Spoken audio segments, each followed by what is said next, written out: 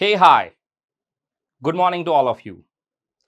I, Sandeep, welcome you all on your favorite YouTube channel, WebSankul Official, and you are watching Gujlish. અત્યાર સુધીના 9 એપિસોડમાં તમે જુદી જુદી વાક્ય રચનાઓ સમજ્યા છો, દરેકે દરેક પાર્ટને પ્રોપર વેમાં સમજ્યા છો. આજના સેશનમાં આપણે જોવાના છીએ ફ્રેઝિસ એન્ડ ક્લોઝિસ, જેમાં પણ ખાસ કરીને ફ્રેઝ વિશે વાત કરીશું. Vote is the meaning of phrase? Phrase શું છે, કેટલા પ્રકારના હોય છે, શું કામ કરતા હોય છે, વગેરે વગેરે. આ સિરીઝને અભૂતપૂર્વ અને આટલો મજાનો પ્રેમ આપવા બદલ ફરીથી બધાને હું થેન્ક યુ કહું છું, અને આ બધાનો ખૂબ ખૂબ ધન્યવાદ કે તમે આ રીતે જ કહી શકાય કે જોડાયેલા રહો છો આ સિરીઝની સાથે સાથે. વેબસંકુલ પોતાના 6 વર્ષ જે છે તે પૂર્ણ કરી ચૂક્યું છે, અને અવારનવાર વેબસંકુલ તમારી માટે કંઈક ને કંઈક નવી સિરીઝ જે છે તે અથવા તો નવી કોઈ પણ પ્રકારની ઓફર વગેરે હોય તો એ ઇન શોર્ટ વિદ્યાર્થીના હિતમાં હંમેશા આ સંસ્થા કામ કરતી રહી છે, કરતી રહેશે. ફક્ત ને ફક્ત અપેક્ષા શું હોય છે? તો અપેક્ષા હોય છે એક નાનકડા લાઇકની, એક સબસ્ક્રાઇબ બટન ઉપર તમે પ્રેસ કરી દો એટલી જ. ચલો, અને એમાં આપણું કશું જવાનું નથી, બરાબર? એમાં કોઈ પણ પ્રકારનો મોનિટરી બેનિફિટ નથી થવાનો. So let's start R today session. શરૂઆત કરી દઈએ છીએ આપણે આજના સેશનની, જેની અંદર તમે ભણવાના છો ફ્રેઝની ડેફિનિશન. સો ડેફિનિશન જોઈએ, આની વ્યાખ્યા સમજીએ. A phrase is a group of words. Phrase જે છે તે ગ્રુપ ઓફ વર્ડ્સ છે, શબ્દોનો સમૂહ. આની વ્યાખ્યા પહેલા પણ હું તમને સમજાવી ચૂક્યો છું. That is neither, or you can સે નીધર. ઘણા લોકો નીધર વાંચે છે, પણ એ નીધર નહીં, એને નાઇધર વાંચવાનું રહેશે. Neither subject nor predicate. ના, એ સબ્જેક્ટનું કામ કરશે નહીં. પ્રેડિકેટ સૂચવે છે તો તે શું દર્શાવે છે? Phrase can not stand alone as a sentence. Phrase જે છે વાક્યમાં એકલો ઊભો રહી શકતો નથી. એકલો ઊભો રહેવું એટલે તે એકલો ના આવી શકે, બરાબર? અલોન ના આવી શકે. હા, એનો મિનિંગ છે, એની પાસે અર્થ છે, પરંતુ એ એકલા જેમ સેન્ટેન્સ આખી ઊભી હોય છે એમ સેન્ટેન્સની જેમ એકલો ના આવી શકે. ઇન શોર્ટ, એને તમે સેન્ટેન્સ તરીકે કન્સિડર ના કરી શકો.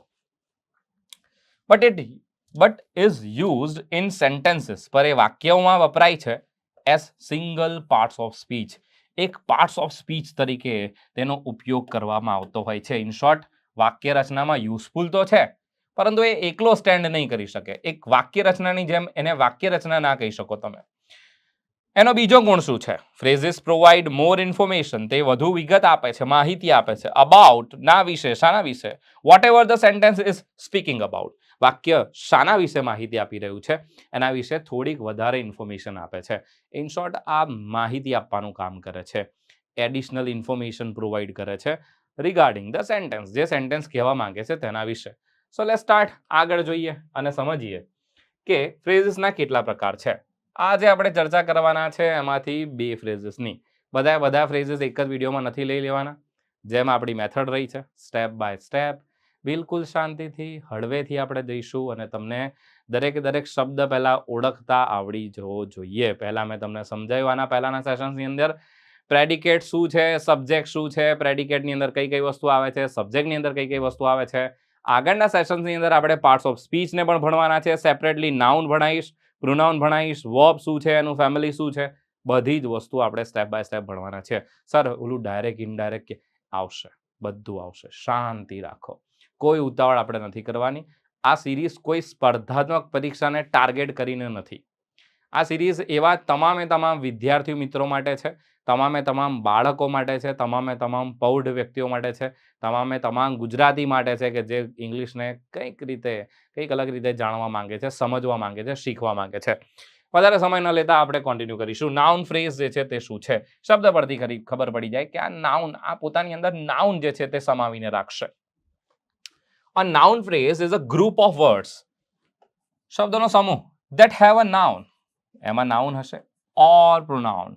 It can be performed as. પર ધ્યાન રાખજો, દરેક વસ્તુ ઇંગ્લિશમાં છે શું? તો કે ઇંગ્લિશમાં દરેક વસ્તુ છે તો નામ જ. સર, તમે ગમે તેટલા પાર્ટ્સ ઓફ સ્પીચ ભણી લો, પરંતુ અલ્ટિમેટલી તો એ નાઉન જ કહેવાશે ને. સર, બધા નાઉન છે કઈ રીતે? અરે ભાઈ સાહેબ, વર્બ જે છે એ બી તો વર્બ નામનો શબ્દ તો નાઉન થયો ને.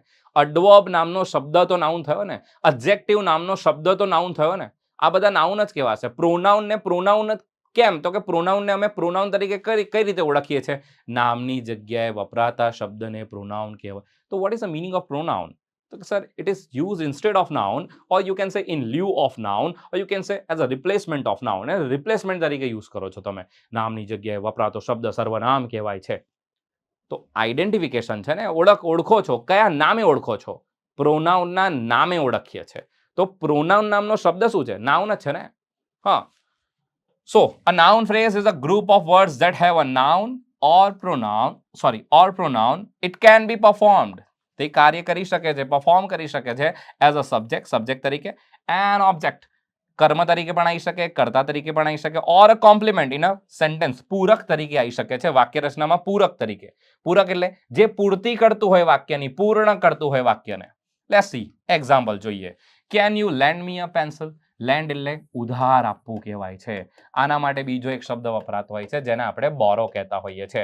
બોરો, લેન્ડ આ શબ્દ પૈસા સાથે, રૂપિયા સાથે પણ જોડાયેલો છે. Can you land me some money? શું તમે મને ઉધાર પૈસા આપશો? બોરો એટલે ઉછીનું લેવું. Can you land me a pencil? શું તમે મને પેન્સિલ આપી શકો? અહીંયા આર્ટિકલ એ અથવા તો ડિટરમાઇનર તમે આને કહી શકો છો. આને ડિટરમાઇનર પણ કહેવાય છે. યુ કેન સે આને આર્ટિકલ પણ તમે કહી શકો છો. આ એક એડજેક્ટિવ તરીકેની ભૂમિકા ભજવે છે. A pencil, a article plus pencil, noun આપેલું છે. આ શું છે સર? આ નાઉન ફ્રેઝ છે. The sky is blue. The article sky the article ડિટરમાઇનરનું કામ કરશે, સ્કાય નાઉનનું કામ કરશે. આ શું છે? નાઉન ફ્રેઝ છે. Let's see another one. આગળ જોઈએ. The sun is shining. The sun, the article, sun noun. The જે છે ડિટરમાઇનરનું કામ કરે છે, એટલે કે આર્ટિકલનું કામ કરે છે. ધ સન ઇઝ શાઇનિંગ એટલે તમે કહી શકો છો કે આ શું છે? આ નાઉન ફ્રેઝ છે. Let's see another one. At the zoo. Zoo એટલે પ્રાણી સંગ્રહાલય જેને કહીએ છીએ. મ્યુઝિયમ એટલે શું? જેને સંગ્રહાલય કહીએ છીએ. મ્યુઝિયમ સંગ્રહાલય છે, ઝૂ પ્રાણી સંગ્રહાલય છે. Okay. At the zoo I saw, મેં જોયું હતું. શું જોયું હતું? A ferocious lion. A determiner, ferocious adjective, lion noun. In short તમે કહી શકો છો કે નાઉન ફ્રેઝમાં નાઉન, ડિટરમાઇનર અને ઘણી વખત મોડિફાયર. સર આ મોડિફાયર એટલે એડજેક્ટિવ. ઇન શોર્ટ એડજેક્ટિવ પણ કહી શકો. જે શું કરશે? ક્વોલિફાયર કે મોડિફાયર પણ કહેવાય છે. ક્વોલિફાય કરે, નાઉનને ક્વોલિફાય કરી આપે, વિશેષતા દર્શાવે.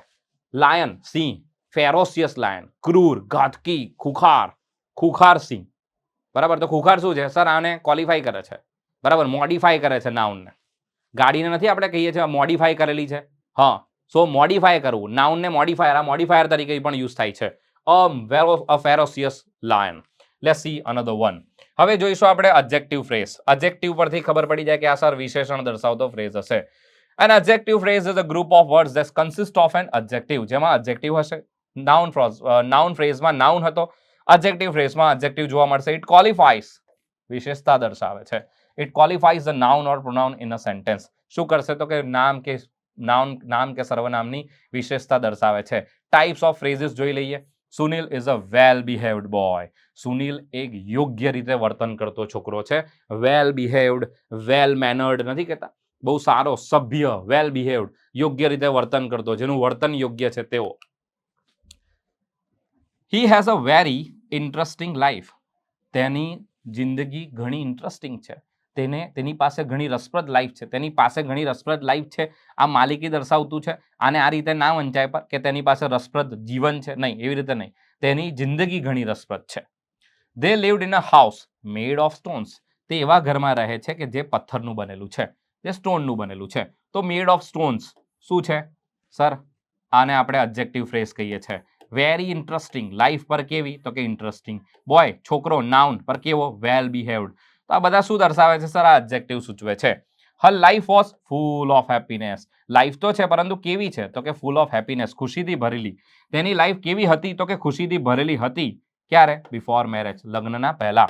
સો હર લાઈફ, તેણીની જિંદગી લગ્નના પહેલા કેવી હતી? તો કે full of happiness. The main on the boat. માણસ આગળ વિશેષતા શું છે? ઓન ધ બોટ, કે જે બોટ ઉપર છે. ઇઝ માય બ્રધર, તે મારો શું છે? ભાઈ છે. ચલો આગળ જોઈશું. ઘણી વખત તમે અહીંયા જોઈ શકો છો ઓન. તો ઘણી વખત ફ્રેઝ જે છે તે પ્રિપોઝિશનલ ફેઝ પણ જોવા મળશે. પ્રિપોઝિશન સાથે પણ તમને ફ્રેઝિસ જોવા મળતા હોય છે. વધારાની ઇન્ફોર્મેશન આપતા પ્રિપોઝિશનલ ફ્રેઝિસ જેને આપણે કહીએ છીએ. ચલો, types of phrases, other types કયા કયા છે એડવર્બ ફ્રેઝિસ નેક્સ્ટ વિડીયોઝમાં જોઈશું આપણે. વર્બ ફેસ જેને આપણે કહીએ છીએ ક્રિયાપદ દર્શાવતો ટુકડો, અને પ્રિપોઝિશનલ ફ્રેઝ આ તમને પરીક્ષાઓમાં પણ ઘણા બધા પૂછાતા હોય છે પ્રિપોઝિશન સાથે, એટલે કે કેવી પેર હશે હું તમને પેર જણાવી દઉં. ઘણી વખત વર્બ અને પ્રિપોઝિશનની તમને પેર જોવા મળતી હોય છે. સર એકાદ એક્ઝામ્પલ આપી દો ને તો અમને ખબર પડી જાય. વર્બ પ્લસ પ્રિપોઝિશનની પેર એટલે શું, તો તમે ઘણી વખત આવું જોતા હો છો વાક્ય રચનાઓમાં. તમને આપેલું હોય છે એગ્રી વિથ, પછી તમને આપેલું હોય છે એગ્રી ટુ, પછી મેડ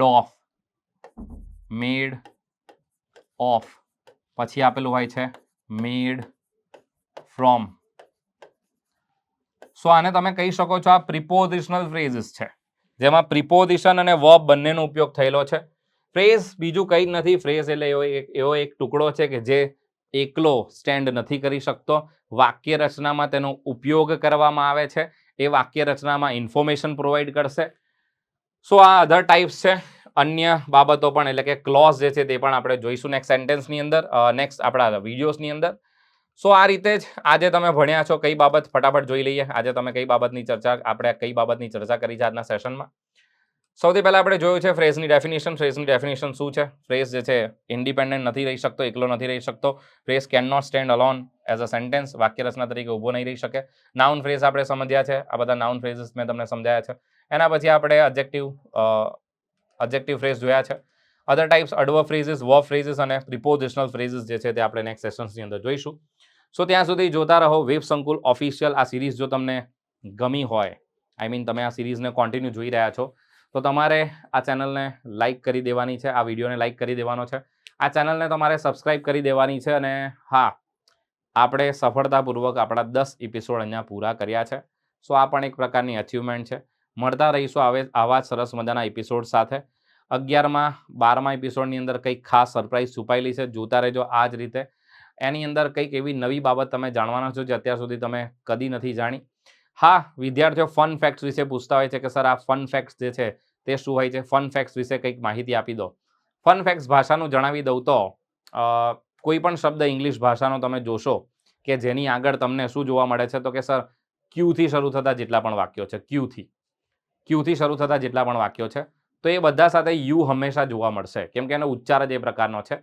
આ એક ફન ફેક્ટ પણ કહી શકો, એક સિમ્પલ કન્સેપ્ટ પણ કહી શકો.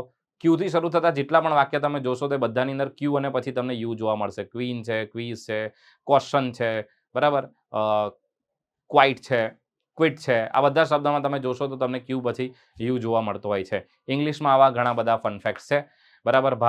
આખી ભાષાની અંદર અમુક તથ્યો એવા છે કે જે એઝ ઇટ ઇઝ રહેતા હોય છે, અને એવા જ તથ્યો લઈને હું ફરીથી રજૂ થઈશ આપ સમક્ષ. ત્યાં સુધી જોતા રહો વેબ સંકુલ. Thank you so much. હું રજા લઉં છું. Thank you so much. જય હિન્દ.